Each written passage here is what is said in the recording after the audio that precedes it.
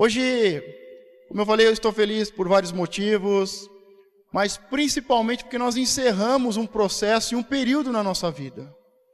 Nós estivemos durante 1 ano e 2 meses estudando os 4 evangelhos. E o primeiro foco, o principal, era ver o ministério de Jesus e os seus discípulos. Como Jesus começou o seu ministério, como ele chamou, ele escolheu os 12, os 70, ensinou sobre o reino, trouxe ensinamento moral, ético, falou sobre o Pai e também falou sobre a sua morte e ressurreição. Foi 1 ano e 2 meses importante e intenso em que vivemos o discipulado e andamos em cima da palavra, lado a lado de Jesus, com os seus 12 discípulos, os seus 70 discípulos. E toda vez que nós encerramos algo, concluímos um objetivo, um projeto, nós devemos comemorar. Você tem o hábito de comemorar as suas vitórias? É algo que você tem que colocar como importante na sua vida. Você teve 1 ano de vida. Você tem que comemorar o seu ano de vida, agradecer a Deus, pedir mais 1 ano de vida. Por isso, tem datas que são importantes. Data de aniversário de casamento. Estou 3 anos trabalhando nessa empresa. São datas que marcam a nossa vida, que quando completamos 1 ano, completamos um período, concluímos um projeto, nós devemos agradecer a Deus e devemos celebrar. O obreiro ainda perguntou, quem gosta de festa? Eu gosto de pizza, vocês já sabem, né? Se tiver festa e pizza, pode chamar o pastor que ele vai. Amém? Ninguém disse amém, ninguém vai convidar o pastor, mas tudo bem.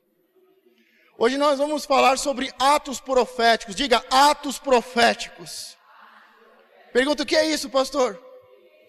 Eu não ia explicar, mas já que você perguntou, eu vou explicar para você. Ato profético não é misticismo.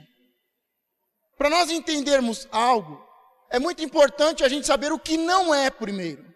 Por isso, você precisa entender que ato profético não é misticismo. Olha para a pessoa que está do seu lado e diga, não é misticismo. Como o nome já sugere, são ações realizadas por homens e mulheres de Deus, profetas de Deus, com um determinado sentido profético, com o intuito de profetizar com ações e símbolos. São sinais que apontam para o reino espiritual e que têm consequências no reino físico. São ações expressas em atitudes e palavras. Quantos entenderam? Por isso que eu vou explicar para você. Um ato profético é uma ação, é uma atitude que fazemos. E essa atitude é inspirada pelo Espírito do Senhor e ela é carregada de palavras, de símbolos, de ações que mexem no mundo espiritual e que trazem as suas consequências para o reino natural, para as nossas vidas. Entenderam? Eu vou dar alguns exemplos, já que você não entendeu. Atos proféticos são vistos em toda a Bíblia. Você sabe qual foi o primeiro ato profético feito na Bíblia?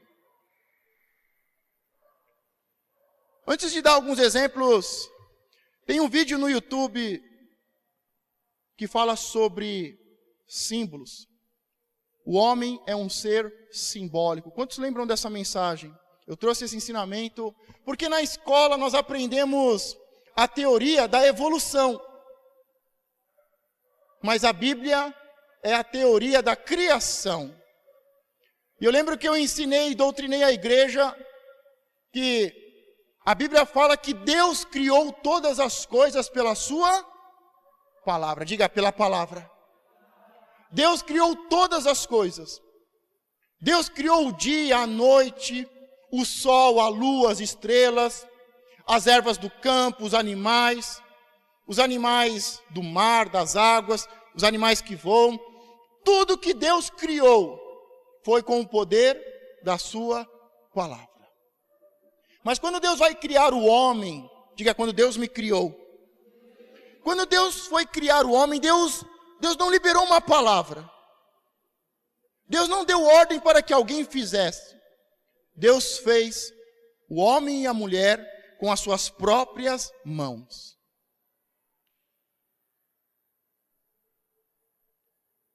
O homem é o único animal, o único ser criado por Deus, que foi criado pelas mãos de Deus.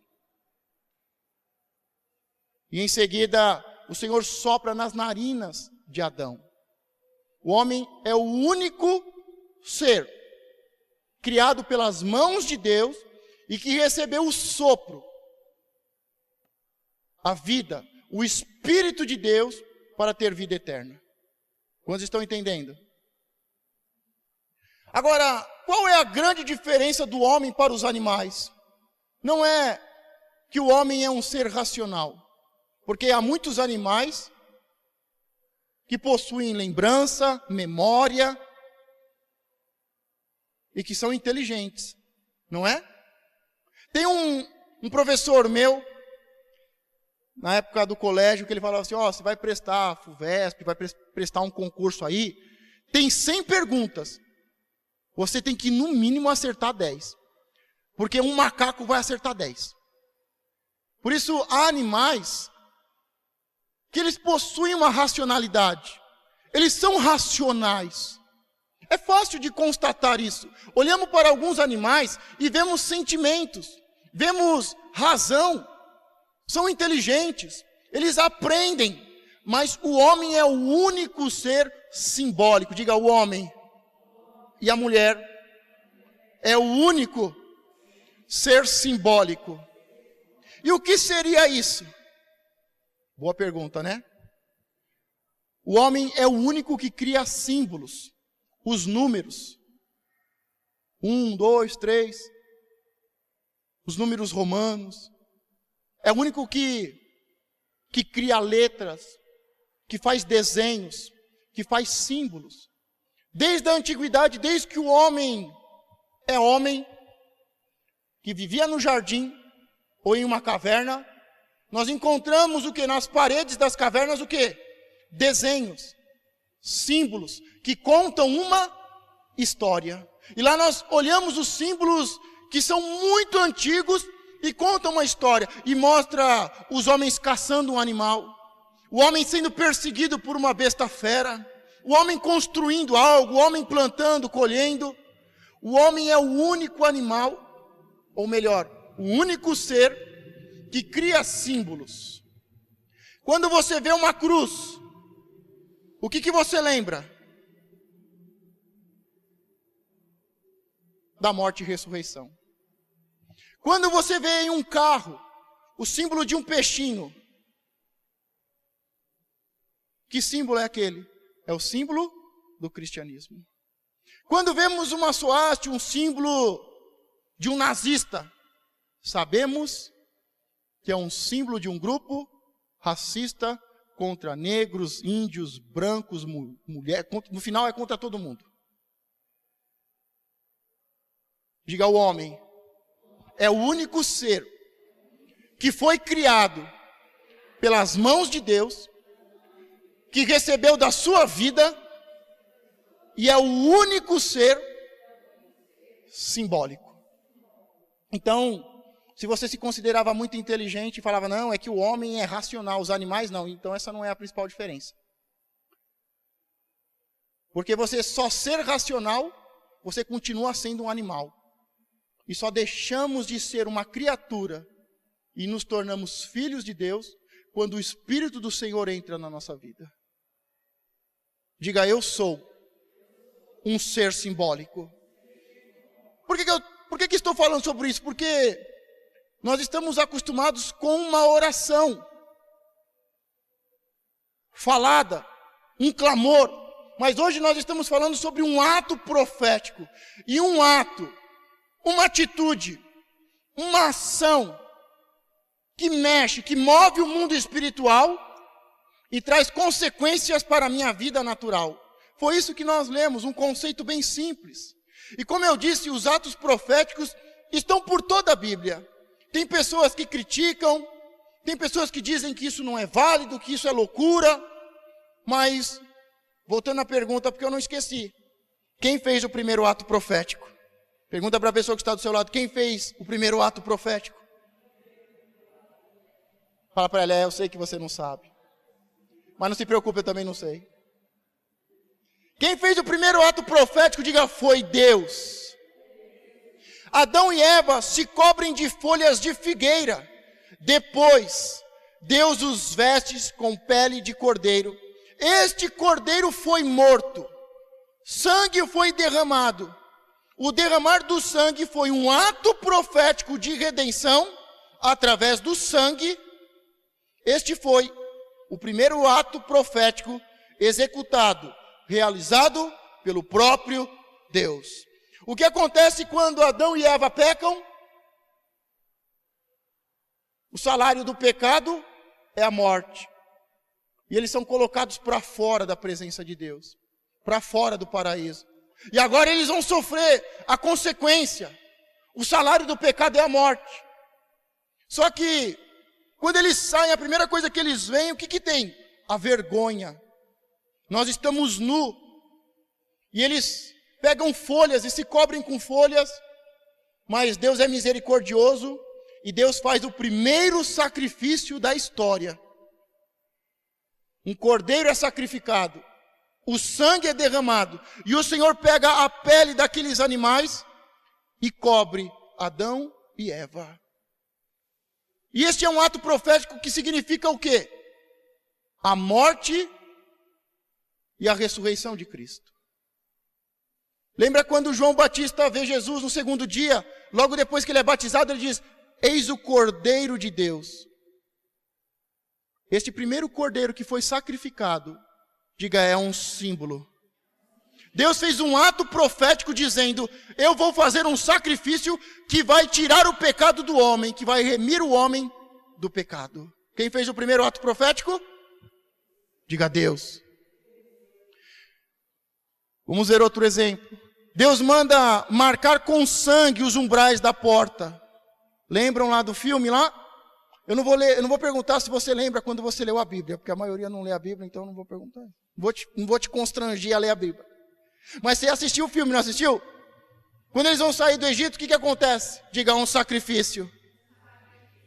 E aí pega do sangue do sacrifício, passa nos umbrais da porta. Diga, é um ato profético. O que significa este ato profético? Que quando eles saírem por aquela porta, eles estarão libertos. Enquanto eles estiverem dentro daquela casa, que tem a marca do sangue do Cordeiro, que é um símbolo de Cristo, enquanto eles estiverem ali naquela casa, eles estão protegidos do espírito da morte.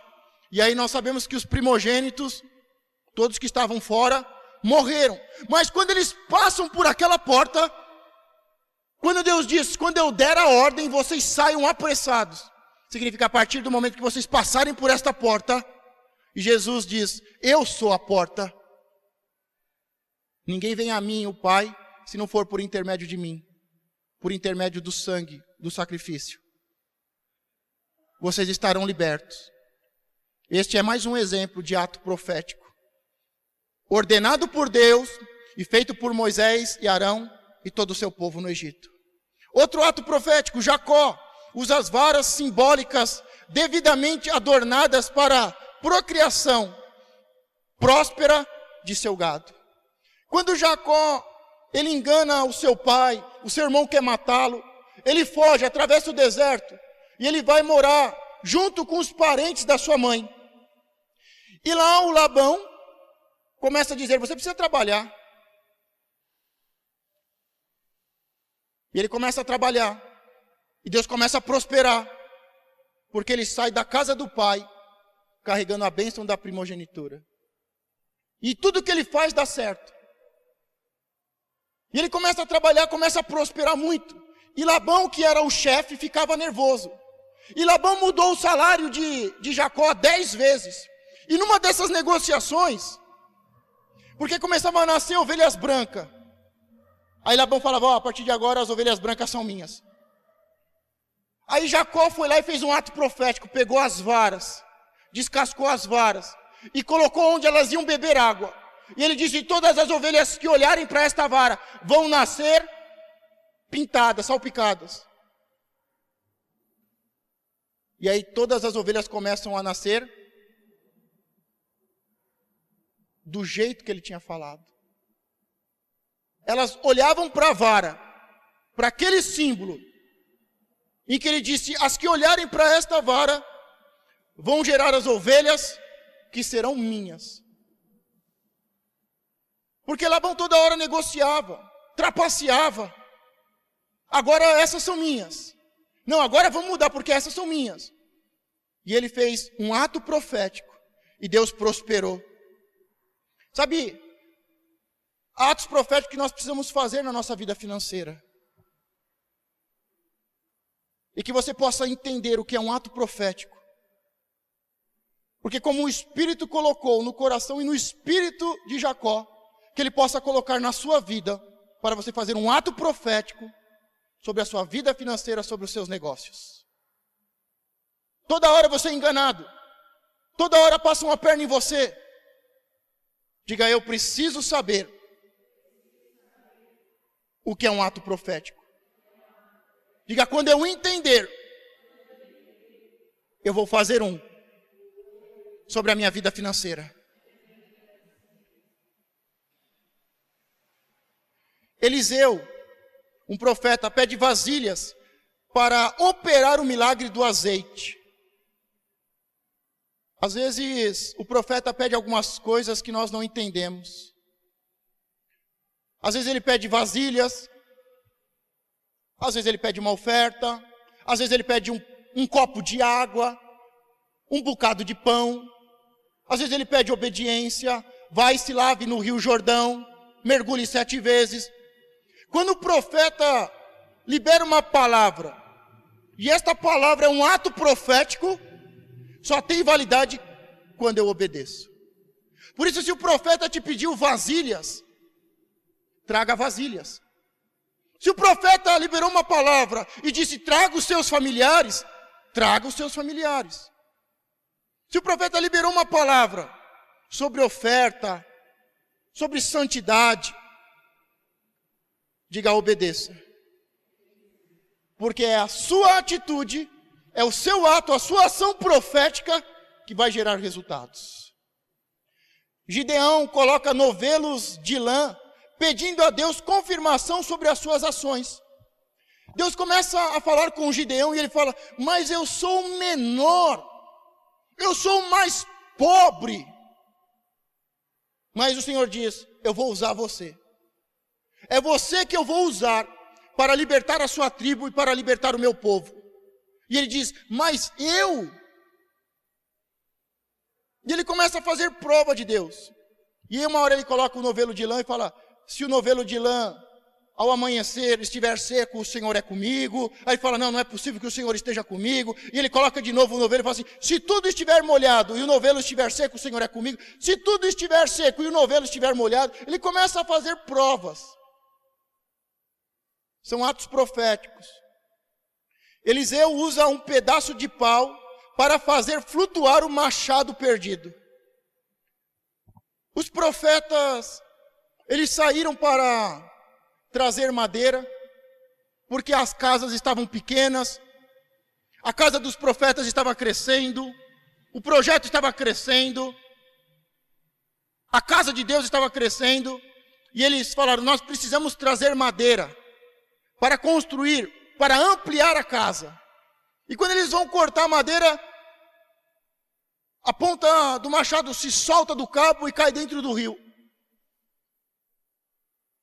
E este machado significa a sua habilidade, o seu dom.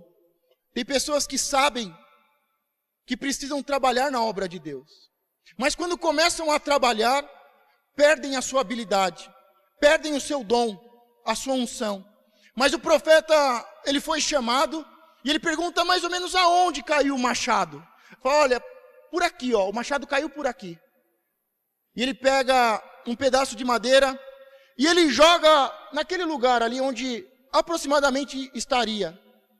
O machado tinha afundado, e quando ele joga aquele pedaço de madeira, a ponta do machado sobe e fica flutuando, fica boiando.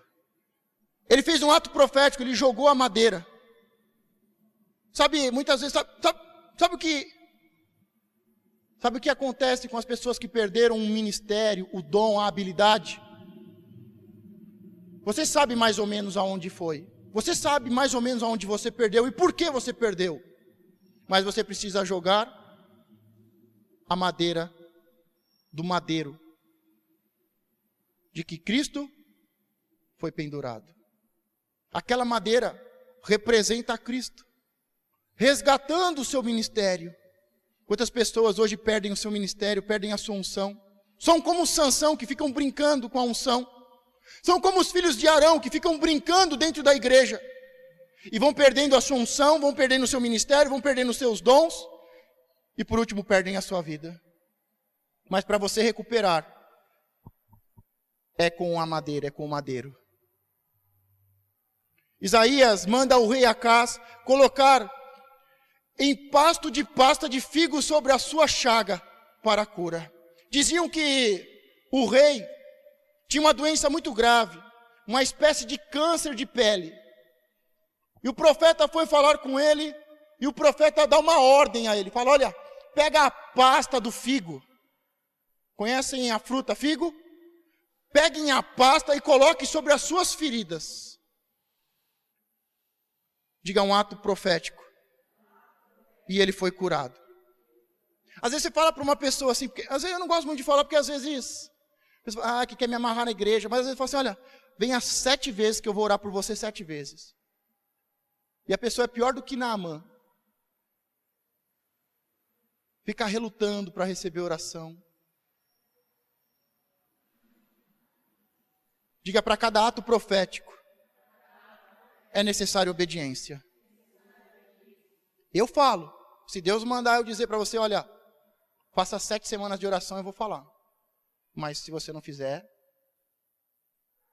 o problema é seu. Entendeu? Jesus, vamos ver agora alguns exemplos de Jesus. Jesus gospe no chão, pega o lodo e passa nos olhos do cego para curá-lo. Jesus fez atos proféticos? Se o nosso Senhor fez atos proféticos, isso significa que nós devemos fazer. Outros exemplos de Jesus bem rápido e simples. Vimos os momentos finais de Jesus. Jesus sopra sobre os seus discípulos. Lembra que ele faz? Recebam o batismo com o Espírito Santo. Lembram? Quando o Espírito Santo vem depois de 10 dias, o que acontece primeiro? O resultado do que Jesus semeou. O vento, o sopro que Jesus colocou, veio agora no mundo espiritual como uma grande tempestade, um vendaval. Lembram? E a segunda coisa, línguas de fogo. Como é que eu sei que é o Espírito Santo? Primeiro, porque João Batista falou, eu vos batizo com água. Diga, o batismo é um ato profético. De novo nascimento. João Batista diz, eu vos batizo com água. Mas vai vir aquele que é mais poderoso do que eu e vai batizar vocês com fogo. Se o batismo com o Espírito Santo não começasse com vento, para mim não era de Jesus. Porque Jesus, ele... Recebam. Jesus disse, começou. Aqui é simplesmente um sopro. Um sopro que eu liberei no mundo natural e que mexe no mundo espiritual. E que do mundo espiritual vai influenciar a vida de vocês e nunca mais ela vai ser a mesma. Um simples sopro, um ato profético, gerou no mundo espiritual e no mundo natural, por consequência, um vendaval. E as línguas de fogo que João Batista tinha prometido. Diga, isso é batismo com fogo. O próprio batismo é um ato profético no momento em que mergulhamos na água para arrependimento. A imposição de mãos é um ato profético. Diga a imposição de mãos. É um ato profético. Praticamente todas as religiões e seitas, espiritualidade, espiritismo, mexem com ato profético. E uma das principais é a imposição de mãos. Espíritas, feiticeiros, bruxos, fazem atos proféticos com imposição de mãos. Você sabe o que acontece quando há uma imposição de mãos? Claro, um ato profético. Só que isso move o mundo espiritual e vai trazer consequências para a sua vida. Eu sempre dou o conselho, não fique brincando e pedindo para qualquer pessoa colocar a mão sobre a sua cabeça. Porque isso é um ato profético. E isso mexe no mundo espiritual. Pode ser um pastor, mas se é um prostituto, esse espírito vai reinar sobre a sua casa. Como o diabo faz para contaminar a muitos? Contamina a fonte, a nascente, o canal. Se o pastor é um prostituto e impõe as mãos sobre o povo vai se tornar prostituto. Eu conheço uma igreja em que o pastor caiu em adultério e não se arrependeu. Tinha mais de 20 pastores e líderes. Depois de poucos anos, todos tinham se separado. Porque é um ato profético. Agora imagine um espírita, imagine um feiticeiro, imagine um rebelde. Imagine as medicinas orientais, que são baseadas em imposição de mãos, de energia.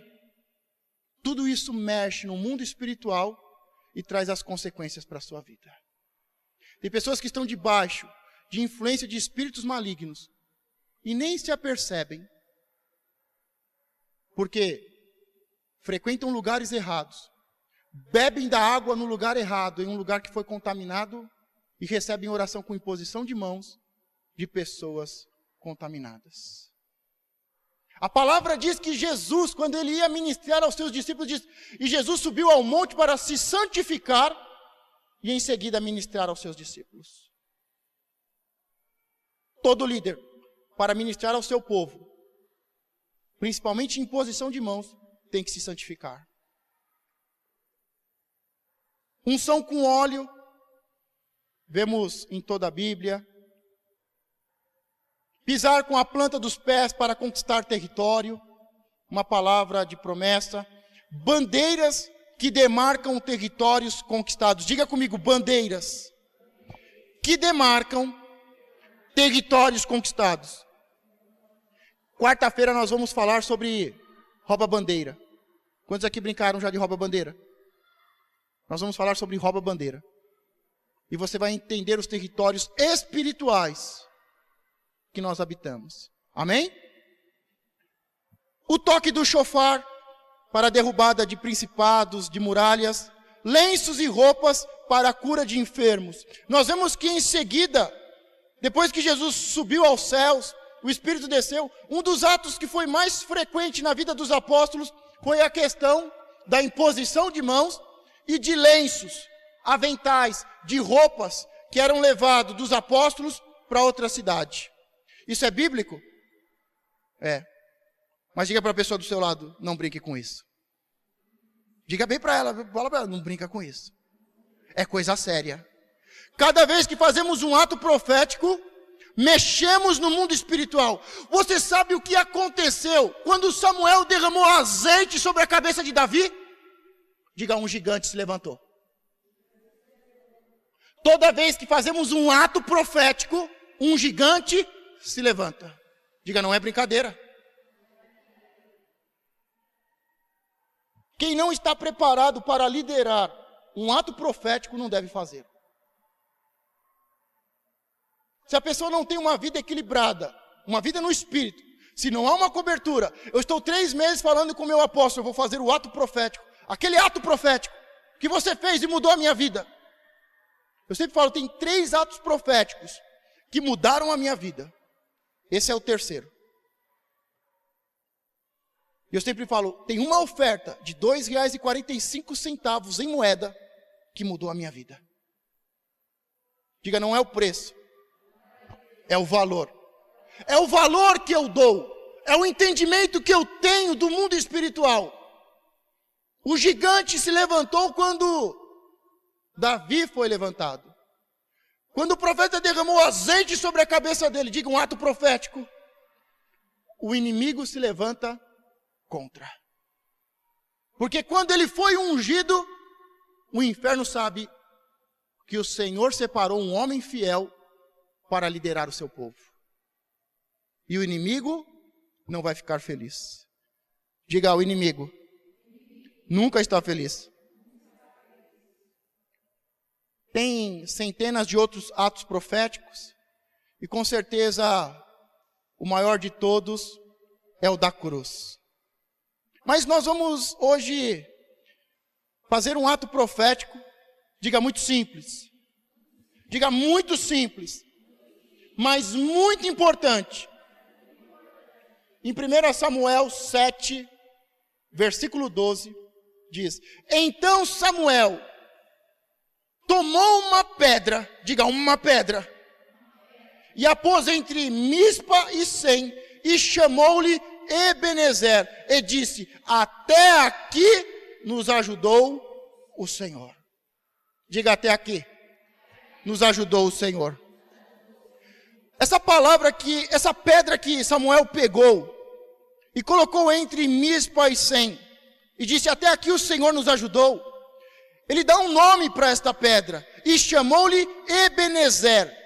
A palavra hebraica Ebenezer literalmente significa pedra de ajuda. Diga, pedra de ajuda. Diga, eu preciso de ajuda. Todo mundo sabe que eu só gosto de Super-Homem na televisão, não é? Porque eu odeio os super-homens. Eu odeio o sabe-tudo. Eu odeio os religiosos. Eu não errei a palavra não, é odeio mesmo. Deus fala que odeia e eu odeio também. Mas ele estava entre Mispa e Sem. Diga, entre os territórios. Entre um período e outro período, ele estava no meio, tinha encerrado um período e ia começar outro período. Ele tinha saído de um território e ele ia começar outro território. Diga, hoje é um divisor de águas. Hoje você pode dizer que a sua vida até aqui, daqui para trás foi de um jeito, e daqui para frente vai ser outro. Diga, pedra da ajuda. É entre territórios. É entre os momentos e projetos que devemos estabelecer este ato profético, esse memorial. Mas só para reforçar. Você lembra da pedra de Jacó? Jacó sai da casa do seu pai. Seu irmão está perseguindo, quer matá-lo. Ele vai atravessar o deserto sozinho, um lugar perigoso. Mas chegou a noite, a palavra diz que Jacó pegou uma pedra e fez de travesseiro. Diga, eu vou dormir em paz. Ele tinha tudo para estar preocupado. Ele estava no deserto, há bestas feras, um lugar perigoso. A Bíblia diz que deserto significa morada de demônios. Ele sai da casa do pai, jurado de morte. Ele entra no deserto. A noite chega. Perseguido, jurado de morte, em um lugar perigoso. Mas a Bíblia diz que ele pegou uma pedra e fez de travesseiro e dormiu. Diga, eu vou dormir hoje. Eu vou descansar. Porque o Senhor me ajuda. Outro momento importante com pedras. Lembram de Josué, o maior conquistador? Moisés trouxe o povo, tirou do Egito, caminhou pelo deserto. Quando vai entrar na terra prometida, atravessar o rio Jordão, Moisés morre, é recolhido pelo Senhor. E Josué assume a posição e vai levar o povo a entrar na terra prometida. Deus dá uma ordem para ele, olha, quando vocês forem atravessar o rio Jordão, A arca vai na frente, diga a presença de Deus. As águas vão se abrir, e você separe 12 pedras, e faça um altar, no meio do rio. Pegue mais 12 pedras, e dê uma para cada príncipe da tribo, e eles vão levar para a sua casa, e será um testemunho, que o Senhor tirou vocês do deserto, e fez entrar na terra prometida. E a Bíblia diz que até hoje, lá no Rio Jordão, estão as 12 pedras que Josué colocou como um altar. Eu fui a Israel 2 vezes, mas eu não consegui ver. Está coberto pelas águas. Sabe, precisa ter um altar aqui dentro, onde ninguém vai ver. Você precisa colocar essa pedra, é aqui dentro. Essa pedra primeiro tem que ser colocada aqui dentro, no coração, como um altar. Dizendo, o Senhor me salvou, o Senhor me libertou, o Senhor me tirou do mundo, do Egito, das trevas. Me fez atravessar o deserto e entrar na terra prometida. É um altar que está tomado pelas águas e ninguém pode ver. Mas o Senhor diz que está lá até hoje. E cada príncipe, os 12 príncipes de cada tribo, pegaram uma pedra e levaram para sua casa. A última pedra, diga a pedra de Davi. Davi, para vencer o gigante, usou uma pedra. E nós sabemos que quando ele foi pegar uma pedra, ele pegou 5 pedras, diga 5 pedras. E muitos falam assim, é porque ele não confiou na mira, né? Então ele pegou umas pedras a mais, já que ele errasse. Mas aquele que confia no Senhor e tem a pedra da ajuda, não precisa de segunda chance. Ele pegou uma pedra para Golias e mais 4 pedras para vencer os 4 irmãos gigantes de Golias. Foram 5 gigantes que Davi e os seus valentes venceram. Pode ser que o Senhor está te dando uma pedra a mais. E você está pensando, para quê? É porque o Senhor, Ele é Senhor dos exércitos. E Ele sabe que nas próximas batalhas, você precisa de uma pedra. Diga, é um ato profético. Só o Golias foi derrubado com uma pedra. Mas cada pedra representava um ato profético de que 5 gigantes iam cair. Eu tenho uma notícia ruim para você. Posso falar? Você está pensando que é só Golias, que é só esse problema que você tem. Mas por detrás tem outros. Mas o Senhor já preparou a sua vitória. Diga, o Senhor foi na frente. Ele é a pedra da ajuda. E por último, Jesus é a pedra. Pois as Escrituras Sagradas dizem, eu escolhi uma pedra, diga uma pedra, amém, de muito valor, que agora ponho em Sião, como a pedra principal do alicerce. Quem crer nela não ficará desiludido. Diga, eu preciso crer. Essa pedra é de muito valor para vocês, os que creem, mas para os que não creem, a pedra que os construtores rejeitaram veio a ser a mais importante de todas, e em outra parte as Escrituras Sagradas dizem, esta é a pedra em que as pessoas vão tropeçar, a rocha que vai fazê-los cair. Essas pessoas tropeçaram porque não creram na mensagem de acordo com a vontade de Deus para elas. Jesus é uma pedra de muito valor. Vocês estão vendo aqui, a quina da parede, a junção das duas paredes? Na antiguidade, esse lugar era construído com uma pedra de esquina. Por isso que Jesus é chamado de a pedra, a rocha. A pedra de esquina. Porque era uma pedra especial. Ela ia sustentar as duas paredes e o teto. E ele diz: aqueles que confiam no Senhor, aqueles que confiam nessa rocha, a sua casa vai ficar firme. Mas aqueles que não deram valor, aqueles que não entenderam, aqueles que viraram as costas, vão tropeçar nela. Diga, vão tropeçar. E vão direto para o inferno.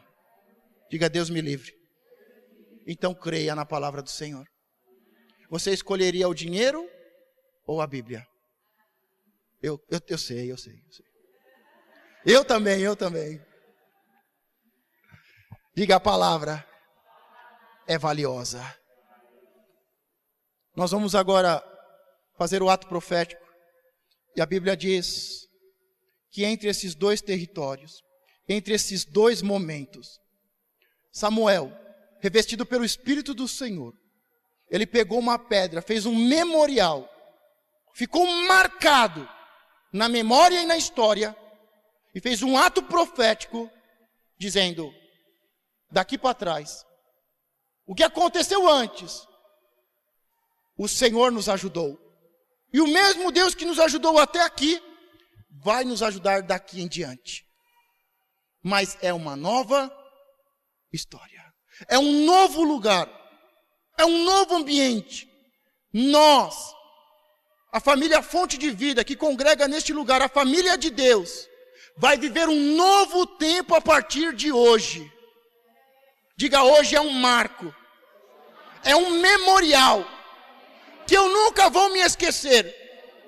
Porque a partir de hoje, a minha vida nunca mais será a mesma. Agora, por que ele fez isso? Havia um povo chamado Filisteu. Golias era um filisteu. É chamado o povo do mar. Eles começaram a invadir e conquistar as terras. Eles eram inimigos do povo de Deus. E eles avançavam, conquistavam. Eles estavam sempre querendo destruir o povo de Deus. Alguma semelhança com os espíritos malignos contra a sua vida e a sua casa? Os espíritos malignos sempre estão no seu cangote. Estão sempre atrás de você. Eles estão sempre querendo te destruir. Eles estão sempre querendo roubar aquilo que o Senhor te deu. E toda hora os filisteus se levantavam contra o povo de Deus. E os filisteus se levantavam contra o povo de Deus. Isso foi se repetindo muitas vezes. E uma hora o povo de Deus vencia, uma hora perdia. Mas chegou um momento em que eles venceram e disseram: isso é passado. A partir de hoje, estes inimigos, eles não entram mais no nosso território. Este ato profético é resultado de uma vitória, de uma conquista. E para que não voltasse a acontecer o que acontecia antes, Samuel colocou um memorial e disse: até aqui, a partir de hoje eles não vão vencer nunca mais. A partir de hoje nunca mais eles vão entrar no nosso território. Diga, a partir de hoje, nunca mais os filisteus vão entrar na minha vida, na minha casa. Os filisteus representam espíritos malignos que não te deixam. Estão sempre em guerra contra você e a sua casa. Eles roubam o serviço, eles roubam a paz, eles destroem os filhos, levam cativos. Eles cobram impostos, eles cobram taxas, eles amedrontam. Diga, mas a partir de hoje, nunca mais eles vão entrar na minha casa. E não entraram. Quantos creem? Se você não crer, você vai tropeçar.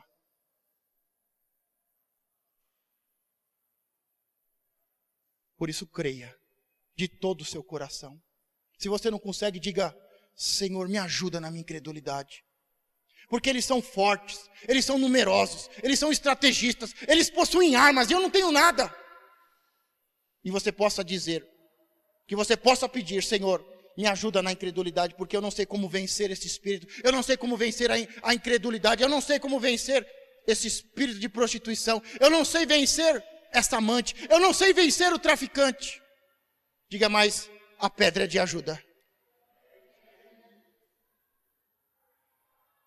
Diga, eu vou vencer.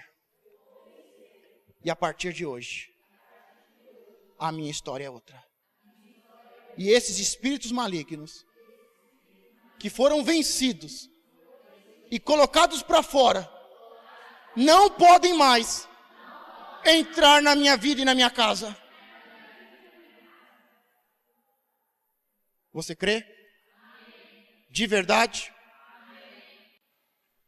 A palavra diz que se nós não falarmos, as pedras clamarão. Diga, se eu não falar, as pedras clamarão. Muitas pessoas vão entrar na sua casa e vão perguntar, o que é essa pedra? E você pode ficar quieto. Ou você pode falar, é a pedra da ajuda. O Senhor me ajuda. O Senhor me abençoa em tudo que eu faço. Há uma separação entre eu e o mundo. Os espíritos malignos não podem me tocar e nem entrar na minha casa. Mas se você não falar, a Bíblia diz que as pedras clamarão. Se você não orar, não pedir a Deus, as pedras clamarão. Quantos são testemunhas do que Deus está fazendo? Eu queria perguntar de novo, quantos são testemunhas do que Deus está fazendo na sua vida? Então que você possa testemunhar. Posso combinar algo com você? Posso? Hoje o lugar que todo mundo está olhando é nas redes sociais. Quando você chegar na sua casa, libere uma palavra, hashtag, e faça um memorial. Todo mundo entra na sua página, até os seus inimigos. Mas que você possa abrir a sua página das redes sociais hoje, seja qual for ela, e você colocar lá, pedra da ajuda. A partir de hoje, uma nova história na minha vida.